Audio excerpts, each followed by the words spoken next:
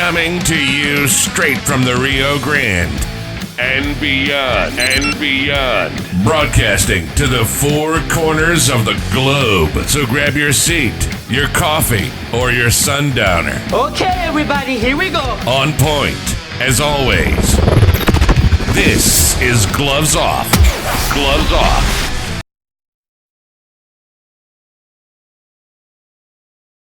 Back at you in Gloves Off. I'm Professor Buitrón. I'm here with Sifu Keith from Ireland. He's my brother and from another mother. And, we got a lot of things in common. One thing is a martial arts and one thing's dedication behind that, and also teaching the community that we live in. And it's an important thing to understand that a lot of people don't. A lot of martial arts schools become kind of like a catalyst for the community young to come in, train, they leave and they do work, but they've been touched by the martial arts in where they've gotten discipline and they use it in their daily lives in the future. But we're talking about goal setting. We've been touching base with Sifu here since January because he had an interesting goal, and that goal was he's going to break a world record every month. Sifu, how's Ireland? How you doing? Good to see you again.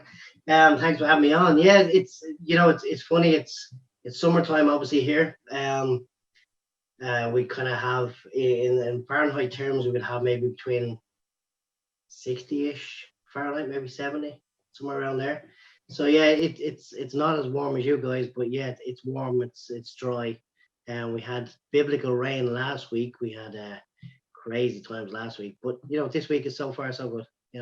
Well, we've had biblical rains too, but it's been raining flames because we over here in Texas and especially Laredo, it's anywhere from 105 to 107 with a index of 110 to 112. So people feel it, and then it's different. I know people get accustomed to it because that's where we live in. That's our environment, but it's unbearable in some places.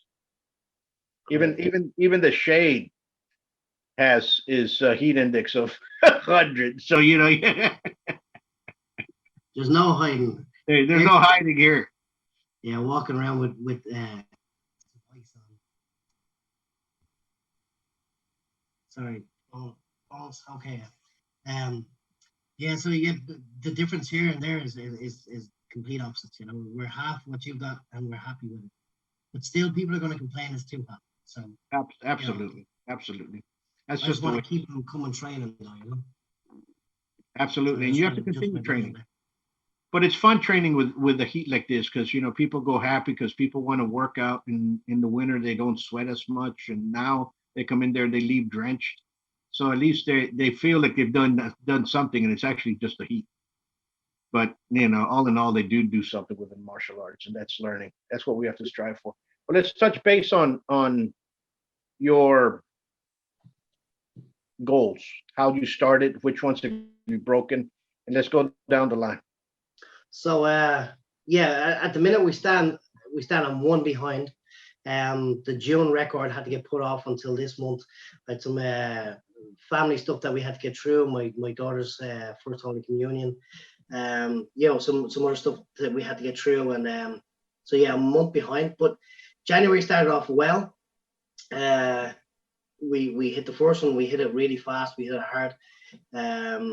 It was a balance point block. I know when you see it, you'll understand it, but it's one of those breaks that goes over a lot of people's heads because they think normally when you see, I've nothing even here to show you, but normally when you see a block being broken or a brick or patio or whatever, you've got two stationary stands upright and then you've got a patio across the top, and it's broken with two solid points.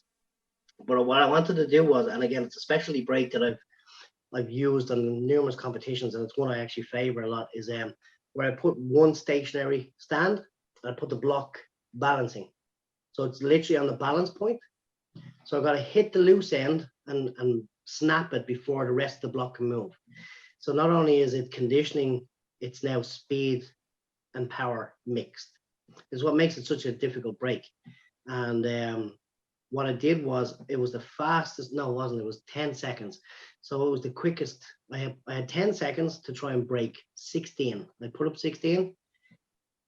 I said if I hit 12, I'll be happy. And I managed to hit all 16 blocks, but only one didn't break.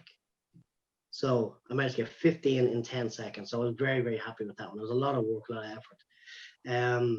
Then we went into February. February went well. March, April, I had a chest infection. So we missed April, went straight into May. And we done a double in May. Again, all of these breaks, I'm going to send you the videos and hopefully you can link them up. But the idea behind the process was something so simple. It was over a cup of coffee with a friend of mine.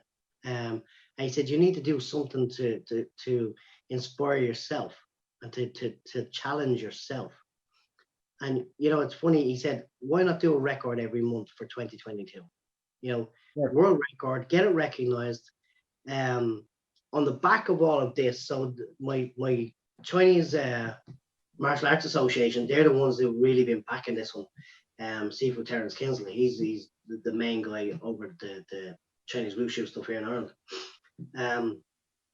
But we've also managed to get one or two that are going to be recognized by Guinness World Records.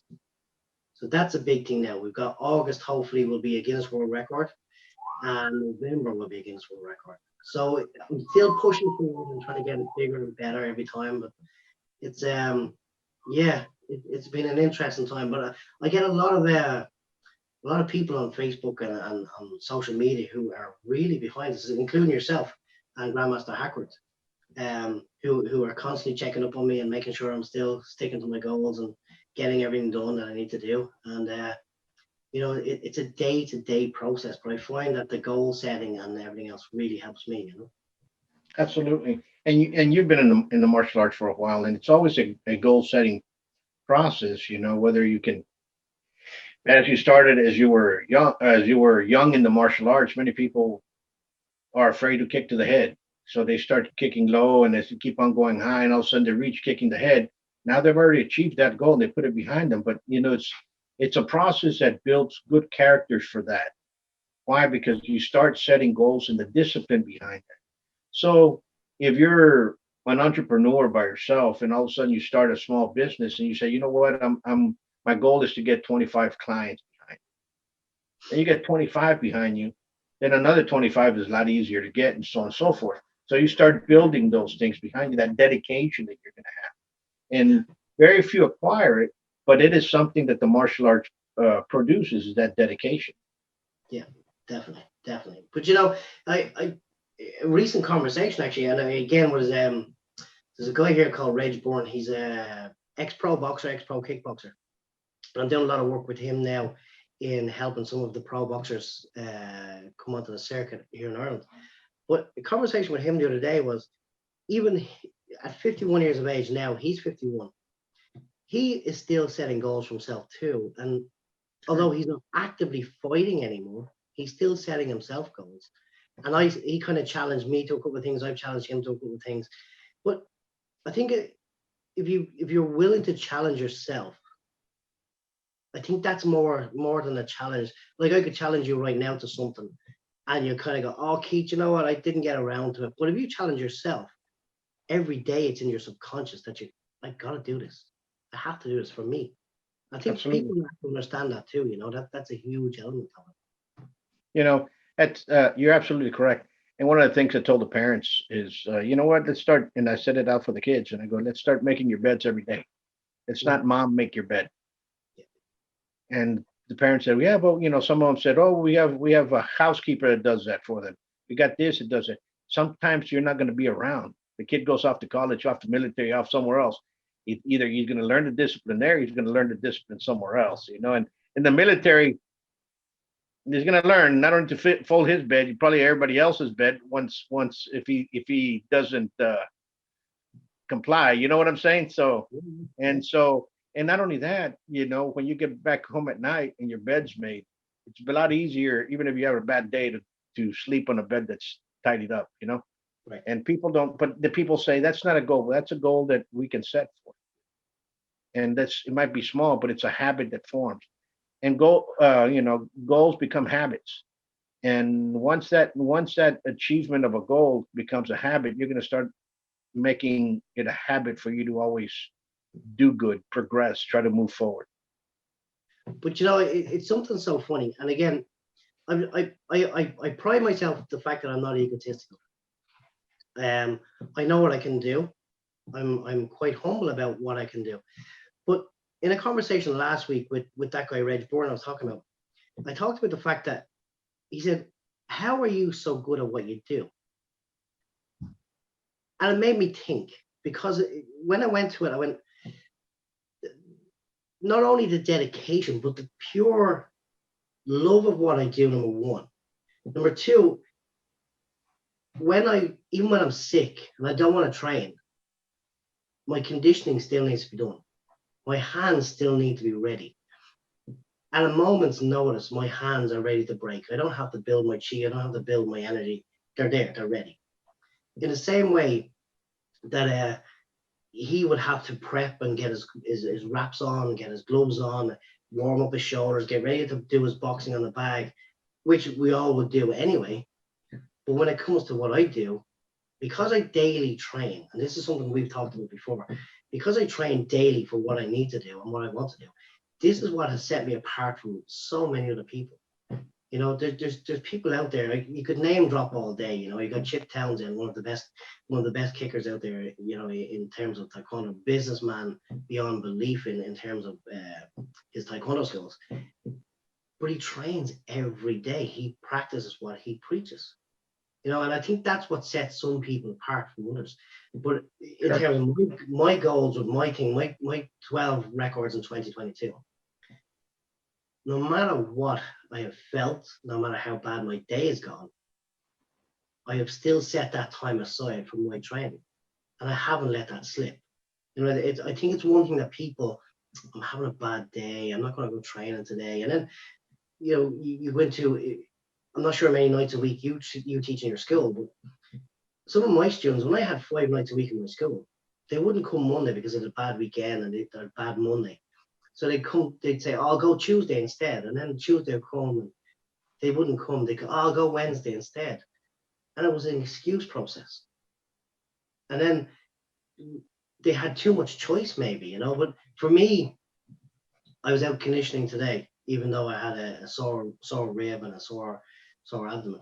But I've got to do my training. I've got to do it. If I want to get my records and I want to get what I want, I need to push. So I think that's something that's key. I teach, you're correct. I teach all week.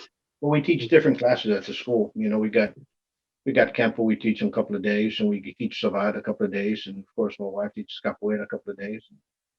And so it's always there, but they're learning something else. I have very few students that come every day.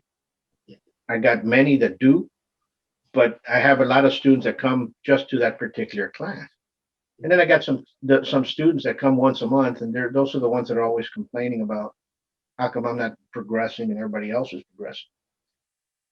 And what happens is, and it's sad. It's not sad. It's just to be expected. The more you give into it, the more you're going to get out of it. And that's the way I look at martial arts. And if you do not train, don't expect to be good at it. You might be the most natural fighter there is, but you still have to be in there. And it comes to a point that they have to start correcting you, not in an obedience sense, but correcting the mistakes that you're doing. And you have to take it, okay, let's continue improving. And that's when the learning process comes in. It's just like everybody else, you want that perfection in there. And the training is the only way you're going to do it, especially if you have a teacher with a watchful eye. And if they ingrain that into you, then you yourself, when you become a teacher, you're going to have that watchful eye, because you want people to do things good. If you weren't raised that way or not taught that way, well, then you could care less if the student is telegraphing a punch or not. So you know what I'm saying. So it just depends on the school and the training, and it's for everybody. There's schools for everybody. Some people are going to go to another school that doesn't do that, and some people are going to go to the schools that do that because that's what they're looking for. Those are the crews or the clans that start building, the little tribes that start building around. But you're going to have people that are going to gravitate towards you because of what you've done, especially the goals that you're setting, and they're going to say, you know what, I want that type of discipline because I want myself or my kid to be learning that. Not for the actual brick breaking, the breaking, right? But they're for the discipline aspect of it. Yeah. No, again, I think that was the conversation. You know, we had a conversation last week, myself and Reg, and it was that element of the dedication that is required, not only as an instructor, but as a student. Because I'm still a student, I still go out and I still train with other people to learn, and I still learn off my own students. But the dedication and the I suppose dogmatic, really, isn't it? You know, if you want to get somewhere, you've got to be dogmatic in your way. You've got to be regimental, and you got to know that if I've got to do this 6 days a week, that's what's going to happen. If I want to do it 5 days a week, but if I want to do it 1 day a week, who am I really fooling? You know, and actually my father used to say a lot of was, you know, I don't care if you don't condition, I don't care if you don't stretch, but when you come up to your next grading and you've got a break and you've got to kick at head height and you can't do it, and in the back of your head you know, I haven't trained for this, that's the doubt process. Now you're going to get hurt. Where he always knew, and like you said, that watchful eye, he could be walking 10 foot away from you and he'd still see something you did wrong. But that process is now in my head too, and I still do it. And you always kind of look at a student at one point and you go, I always look around when you do that one wrong. But that's the one I always catch, you know, so it's good, you know, it is that process. And that is taught, and that is passed on. And I think from, I would say, the icon schools of the area. You might be in New York, but there is an icon school in New York that's been around for a long time, that's been teaching there for a long time, that's produced great fighters for a long time, and so on and so forth. It's been around 30, 40 years. You understand what I'm saying? It's not the regular kick punch school that everybody has in the corner. There's those, when you become that icon school, and that like yours, so that level of teaching, the level of dedication, the level of product, because the students are your product, is there. Understand? It's always going to be there. That's why people go back and start training. You know. I as we've talked before about dedication of students, I find that the unfortunate part at the moment is that so many, I'm going to say kids, but teens, you know, early 20s, they want to be the next big name in MMA, or they want to be the next big name in boxing, you know. But they don't understand the dedication that went into that person getting that one perfect punch or that one perfect knockout. And I think it's something that can be learned in 8 weeks. And they'll do an 8-week camp and think that that's all they need to do. And then when they finish that 8-week camp, they'll take a week or two off because they've trained hard for 8 weeks. And you're kind of going, no. The main thing that happens is you've trained 8 weeks for that fight. 2 or 3 days later, you need to now get back in and train where you went wrong in that fight. Mm-hmm. And that, I think that goes back to the old win or learn term. You know, you either win or you learn. There's no such thing as losing when you're in the ring, because you either learn from it or you don't learn from it. You know, the only time you lose is when you don't learn. Absolutely. But for me personally, just to speak quickly about my last record, so I had to do a double record. As I said, I had a chest, for some reason, something going on around it.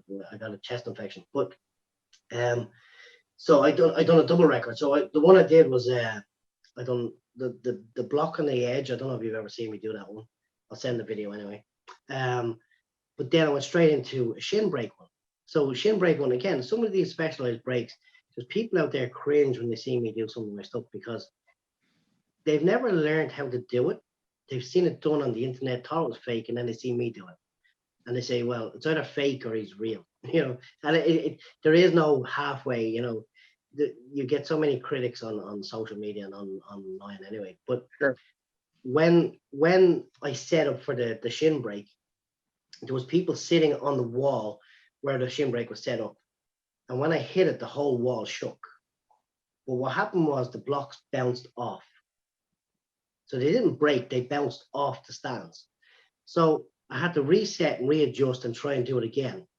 But because I'd reset it, when I hit one of them, I think it was the 17th block. When I hit it, it bounced in such a way that it actually hurt me. So I just took 2 steps away and came back at it. So that was my right leg. But I went straight through the next 3 blocks on my left leg to make sure I finished the record. So it never dictated that I had to do it with one shin. It was a shin break through 20 blocks. But I managed to do it. But that was a dedication. I remember a lot of martial arts friends at the time on the day came to me and said, we thought you were finished.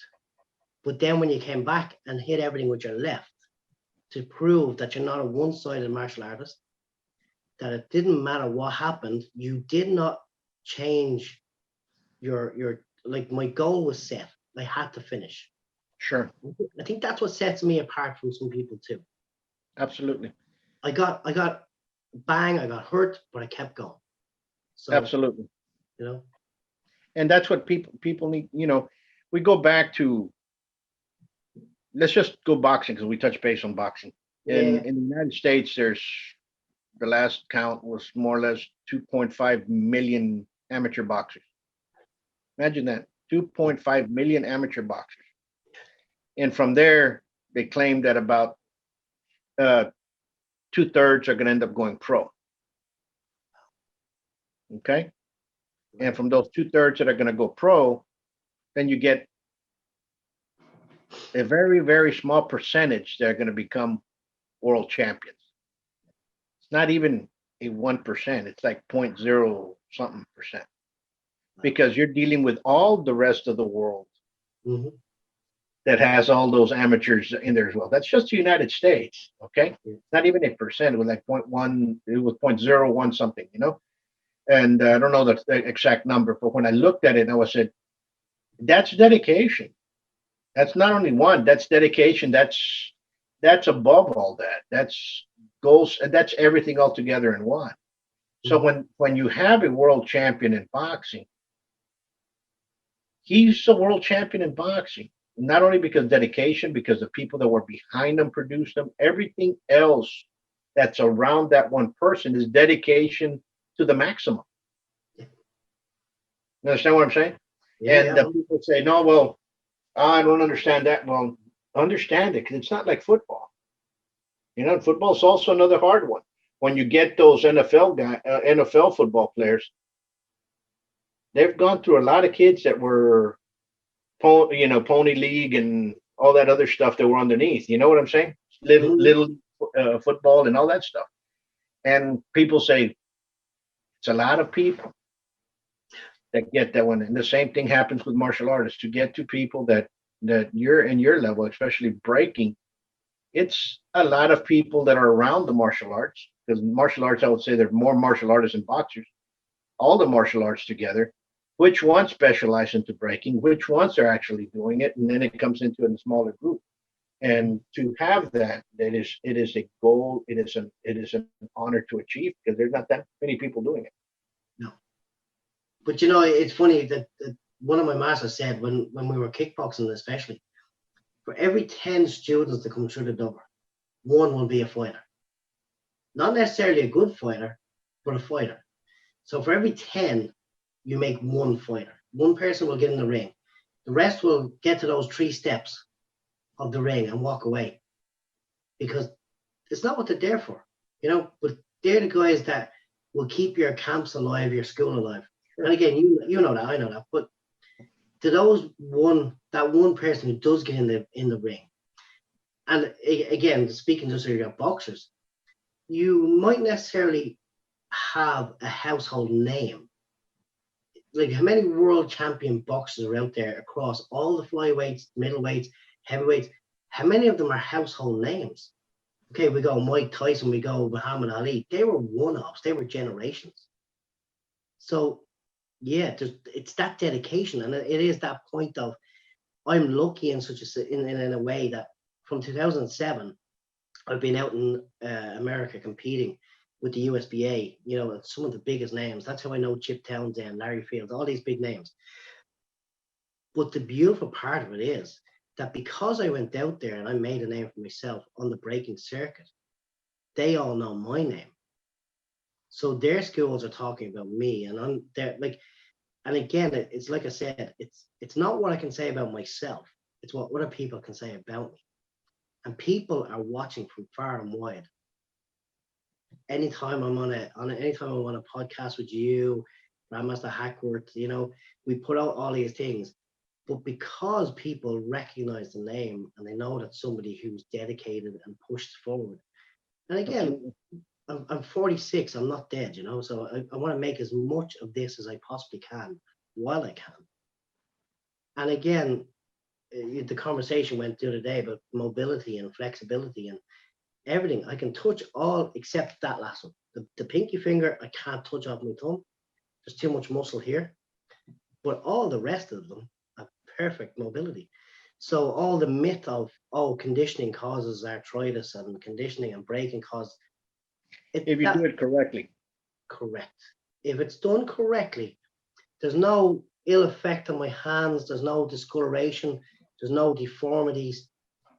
The correctly conditioned hand stands out from all the rest. And that's, I think, something that people have to realize too. You can learn anything on YouTube. Doesn't mean you learn. That's what I tell people. Because the biggest question, question when somebody comes in, everybody's enthusiastic when they come into the martial arts. Everybody wants, everybody's enthusiastic, and that's beautiful. And by getting that, you can captivate that, but you can also make somebody. And what I figured out in the last couple of years was that everybody wants to go get a heavy bag right away. Yeah. And hang it up in their house because they're going to start kicking it when they come. And then you come back and you start correcting them and start telling them, well, you're telegraphing your kick. Do it this way. Yeah, but I'm kicking very strong at the house. That's the problem, because you're with us twice a week or maybe 3 times a week, but you're at your house, 4, 5, 7 days more, even after this, and you're kicking the bag wrong, you're building up a bad habit. Correct. And when you start building up a bad habit, guess what's going to happen? That bad habit's going to produce. It's going to end up becoming habit. Bad habit becomes a habit. And unfortunately, when you start correcting them, they're going to say to themselves, I'm not learning anything. This is no good. They leave. So you have to, that's the number one reason many leave, because of being corrected. So you have to take constructional criticism, not if you want to use it that way. You have to be a little bit more humble, because you're not barking at anybody. You're just correcting somebody for their own good, because that can happen. You get kids out there, they're going to start hitting because they've heard of iron palm, pick up a book, look at a video on the internet, go the wrong road, and all of a sudden now they have not only a deformed hand, a crippled hand. It happens, and I've seen it time and time again. And again, just a quick one where a guy who trained, I think 2 or 3 weeks with my father, he went off and he made his own conditioning bag. He was conditioning at home every day. And he came to my dad about a year later and said, he said, that conditioning stuff, he said, that's at the hurt in my hand. He said, well, I never taught you conditioning. He said, you were only in my club 3 weeks. He said, so you never, ever learned how to condition. Yeah, but I was doing it at home. He said, well, I can't be held responsible for something you did at home because you taught you seeing how we did it in school. So, it's just one of those things. But, there's so many guys out there who can teach you everything on the internet. And I've said to so many people, if somebody's going to teach you something like that for free, something so skillful for free, you're not really getting what you paid for. You know what I mean? So, it's not that I charge a lot of money to do what I do, but I paid money to get where I am today, and I wouldn't give it away for free. So why would you expect why would people expect to get it for free on the internet? Because you can't get a diet plan on the internet for free. So why would you get something like this life skill for free? People are just always looking for the cheap fix, I suppose. Absolutely. Not everybody. So that's changing the subject just a bit. What's your next goal? What's your next one that you're going to be doing? The next one is actually with the head. So we have the tiles arriving this week. So we're going to do concrete roof tiles. And depending on the roof tiles that arrive, it'll either be the most amount I can do in a set time, or it'll be the fastest time to do a set amount. It depends on which tiles they deliver. I'm waiting on the tiles to be delivered. There's 2 different types here in Ireland, so whichever one we can get is what will dictate what I do. The Guinness record I'm actually doing at a barbecue, a big charity barbecue in August. That one's going to be, it's the 36 is the record at the moment. So it's lying on a bed of nails, getting concrete blocks broken on your chest with a sledgehammer. 36 inside 1 minute was the record. So I'm going to try and beat that by at least 2. Set a new Guinness World Record. So yeah, there's a few different ones. Oh, sorry, and I'm supposed to do 2 this month because June's and July's will be together. Sure. So the other one, I've been challenged to a punch break as well. So it's, I don't know, maybe the most amount of roof tiles or a punch or something, you know, as quick as I can. We're working out all the logistics and the things. And again, unfortunately, because of supply and demand, things are in demand, but the supply isn't great at the minute for materials. So we're waiting to see what shows up this week. But that's the plan anyway. Absolutely. And folks, where it's that time right now, but number one, we're going to thank you again, Sifu, for sharing it with us. And we're going to post some of the videos right here for you all to watch, for you all to enjoy. But until next time, much peace and continue going forward, and much blessings from God, because you need that. You need that faith to go forward. Thank you for having me on again. And until next time, much peace.